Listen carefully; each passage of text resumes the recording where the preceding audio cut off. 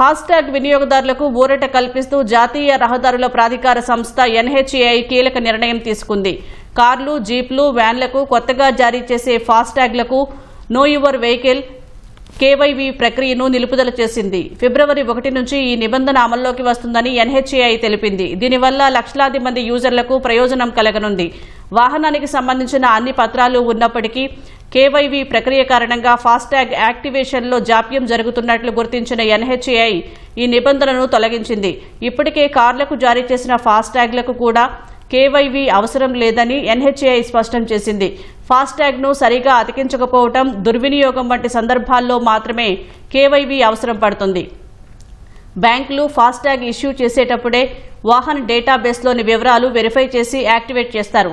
FASTag సరైన వాహనానికి link చేసి ఉందా, విండ్షీల్డ్కు సరిగా అతికించారా లేదా అనేది తెలుసుకోవడం KYV ప్రధాన లక్ష్యం.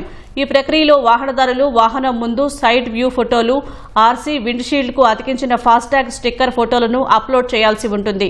KYV నిబంధన తొలగింపుతో ఆ ఇబ్బంది తొలగనుంది.